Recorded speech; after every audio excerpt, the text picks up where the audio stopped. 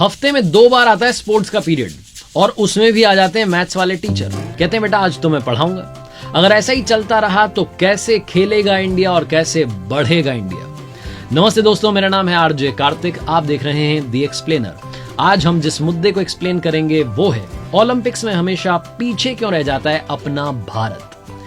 आइए सबसे पहले बात करते हैं उन टॉप 10 देशों की, उन टॉप 10 कंट्रीज की जो मेडल्स टैली में हमेशा टॉप पर रहते हैं। अब तक उन्होंने सबसे ज्यादा मेडल्स जीते हैं। सबसे पहले बात करते हैं अमेरिका की। यूएसए ने 2800 से ज्यादा मेडल्स जीते हैं। उसके बाद आता है यूनाइटेड किंगडम, जिन्होंने 800 से ज्यादा मेडल्स जीते हैं। फिर आती है जर्मनी, जिन्होंने 800 से ज्यादा मेडल्स जीते हैं। फ्रांस ने भी 800 से ज्यादा मेडल्स जीते हैं। इटली ने 700 से ज्यादा, स्वीडन ने 600 से ज्यादा, चाइना ने 600 से ज्यादा मेडल्स जीते हैं। रशिया, नॉर्वे, कनाडा ने 500 से ज्यादा मेडल्स जीते हैं। और बात करें अगर 140 करोड़ की आबादी वाले भारत की, तो अब तक के इतिहास में हमने सिर्फ 30 से ज्यादा मेडल्स जीते हैं, और जबकि हमें खेलते हुए काफी साल ओलंपिक्स में हो चुके हैं। वो क्या वजह है जिसकी वजह से हम ओलंपिक्स में हमेशा पीछे रह जाते हैं? सबसे पहला रीजन जो मुझे लगता है हमारे बच्चों के ऊपर है पढ़ाई का दबाव। आप माने या ना माने, हर कोई चाहता है कि उसका बच्चा बड़ा होकर के डॉक्टर बने, इंजीनियर बने, आर्किटेक्ट बने, वकील बने, सब बन जाए, लेकिन एथलीट ना बने। हमारे देश में पेरेंट्स को ये मालूम है कि हमारे बच्चे को हमें क्या करवाना है। वो अपने बच्चे की फ्रीडम उसको देते ही नहीं है। तारे ज़मीन पर, 3 इडियट्स, बहुत सारी मूवीज हमने देखी हैं, लेकिन अभी भी हमारा माइंडसेट जो है वहीं पर अटका हुआ है। इस बात का अंदाजा लगाइएगा आप कि हमारे देश के बजट की बात करते हैं तो एजुकेशन वाला जो बजट है वो 50,000 करोड़ रुपए से ज्यादा का है, और स्पोर्ट्स का जो बजट है वो लगभग 2,500 करोड़ है इस साल का। हमारे देश में खेलों के लिए इतना कम बजट क्यों रखा गया है? शायद सरकार को भी मालूम है कि पेरेंट्स क्या चाहते हैं, उनका माइंडसेट क्या है। वैसे भी वो खेल को ज्यादा प्रायोरिटी देते नहीं है। स्कूल्स की बात करते हैं, बच्चों की बात करते हैं, उनका स्कूल बैग स्पोर्ट्स किट से ज्यादा भारी होता है। सॉरी, स्पोर्ट्स किट तो होती नहीं है। फिजिकल एजुकेशन की बात करें, ये हर जगह पर कंपलसरी होती है, लेकिन पढ़ाने वाले जो हैं, कोच साहब जो हैं, सिखाने वाले, वो होते ही नहीं है, टीचर होते ही नहीं है। अगर होते भी हैं तो ट्रेंड नहीं होते हैं, उतने एक्सपर्ट नहीं होते हैं जितने की होने चाहिए। दूसरा रीजन जो मुझे लगता है वो है क्रिकेट का दबाव। हमारे देश में अगर मैं आपसे पूछूं टॉप 10 क्रिकेटर्स के नाम बताइए, आप फटाफट बता देंगे। लेकिन मैं आपसे पूछूं कि हमारे देश के टॉप 10 एथलीट्स के नाम बताइए, आप सक पका जाएंगे। बहुत सारे लोगों को तो ओलंपिक्स में कौन कौन से खेल होते हैं ये नहीं पता है।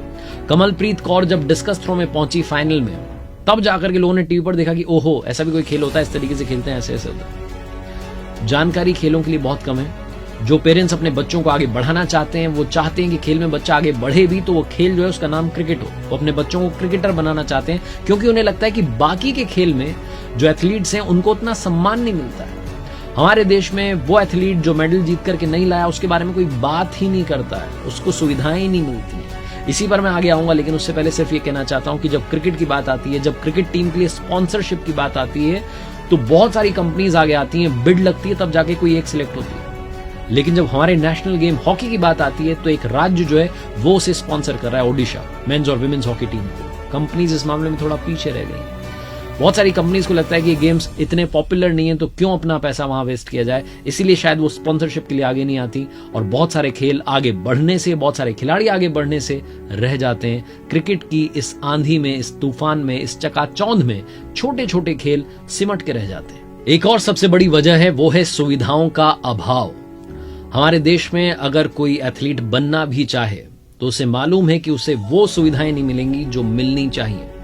हमारे देश में आप जितने भी मेडलिस्ट को ले लीजिए, बड़े एथलीट्स को ले लीजिए, उनकी यात्रा को आप शुरू से देखना शुरू कीजिए, पढ़ना शुरू कीजिए, भर भर के स्ट्रगल मिलेगा। उन्होंने उस सुविधाओं के अभाव में भी कमाल किया है, ये उनकी काबिलियत है।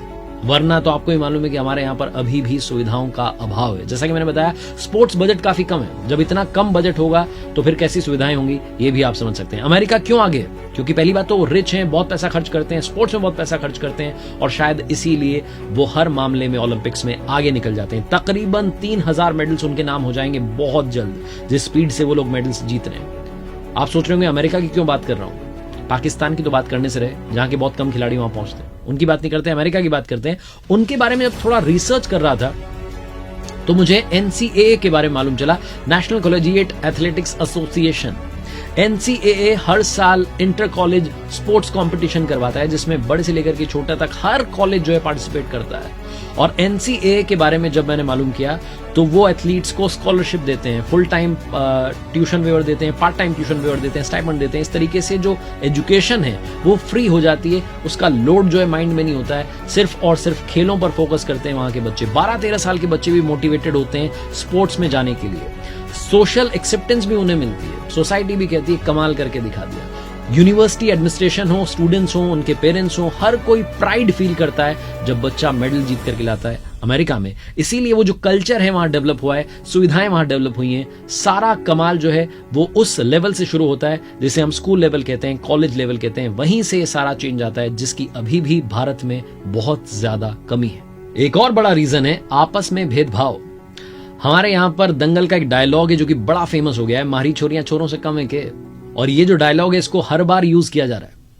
मैं एक बात कहना चाहता हूं, ना तो छोरियां छोरों से कम हैं, ना ज्यादा हैं, छोरियां छोरों के बराबर हैं। ये छोटी सी बात अगर इधर फिट हो गई तो देश में सब कुछ बदल जाएगा। देश बदलने से पहले, ओलंपिक्स में अपना जो परफॉर्मेंस है उसे बदलने से पहले हमें अपनी सोच को बदलना होगा, इसका डेवलपमेंट करना होगा। ये बहुत ज्यादा जरूरी है। हमारे देश में लगभग 71 करोड़ पुरुष हैं, 66 करोड़ महिलाएं हैं। अगर महिलाओं को आगे आने का मौका दिया जाए, लड़कियों को खेल में लाया जाए, उन्हें मोटिवेट किया जाए, इंस्पायर किया जाए, तो वो भी कमाल कर सकती हैं। भारत की फॉर्मर एथलीट पीटी उषा जी से पूछा गया एक इंटरव्यू में कि क्यों हम चाइना के हिसाब से परफॉर्म नहीं करते, क्यों हम अमेरिका के हिसाब से परफॉर्म नहीं करते, क्यों हम उस लेवल का परफॉर्म नहीं करते। चाइना वाले बहुत मेडल जीतते हैं, अमेरिका वाले बहुत मेडल जीतते हैं, भारत पीछे क्यों है। पीटी उषा कहती हैं कि पिछले 20 साल से सवाल मैं खुद से भी पूछ रही हूं और मेरे पेरेंट्स कहते हैं कि सच बोलो, लेकिन मैं कड़वा सच बोलना नहीं चाहती, मैं चुप रहना चाहती हूं। उनकी जो खामोशी है ये भी काफी कुछ कह जाती है। पढ़ाई का दबाव, क्रिकेट का प्रभाव, सुविधाओं का अभाव और आपस में भेदभाव, ये वो रीजन है जिनके बारे में हमने बात की। लेकिन खाने में चाव, ये भी तो है। हमारी फूड हैबिट्स इतनी खराब हैं, उनके बारे में तो क्या कहना। कपिल देव साहब कहते हैं कि फ्राइड फूड बहुत खाते हैं इंडियंस, इसीलिए शायद वो पेस बॉलर्स नहीं बन पाते, स्टेमिना उतना नहीं होता है। एथलीट्स की डाइट बहुत इंपॉर्टेंट होती है। मीराबाई चानू की कहानी जब मैंने पढ़ी, जब उनके बारे में वीडियो कर रहा था, तो मैंने सुना समझा कि मीराबाई चानू के परिवार ने एक चाय की थड़ी लगाई ताकि एक्स्ट्रा इनकम हो सके और मीराबाई चानू की जो एथलीट वाली डाइट है उसे मैनेज किया जा सके। कितने सारे बच्चे बच्चियां होंगे जो एथलीट बनना चाहते होंगे लेकिन डाइट के अभाव में वो रह जाते होंगे। हमारे देश में सवाल बहुत सारे हैं, उनका जवाब सिर्फ ये है कि क्या बदला जा सकता है। ये सवाल सिर्फ सरकार से नहीं, सिस्टम से नहीं, अपने आप से भी पूछेगा। पेरेंट होने के नाते भी अपने आप से पूछेगा, भाई होने के नाते भी अपने आप से पूछेगा कि क्या अपने भाई को, बहन को, क्या मम्मी पापा अपने बच्चों को स्पोर्ट्स में भेजना चाहते हैं। ये बहुत बड़ा सवाल है जो बार बार पूछते रहिएगा, क्योंकि यही सवाल, इसी का जवाब सिस्टम को बदलने पर मजबूर करेगा। आज के इस एक्सप्लेनर वीडियो में बस इन्हीं मुद्दों पर बात करना चाह रहा था ताकि एक बार फिर से हमारा ध्यान इस तरफ जाए। हर मेडल पर खुश होना बड़ी अच्छी बात है। जब भी मेडल आता है, ब्रॉन्ज आए, सिल्वर आए, गोल्ड आए, हम खुश होते हैं, बहुत खुश होते हैं। हमारी सरकारें इनाम बांटती है, लेकिन सिर्फ कुछ मेडल्स पर खुश होकर के रह जाना अच्छी बात नहीं है। आप देख रहे थे आरजे कार्तिक को। देखिए मेरे साथ हर सोमवार सुबह 9:30 बजे एक नई कहानी।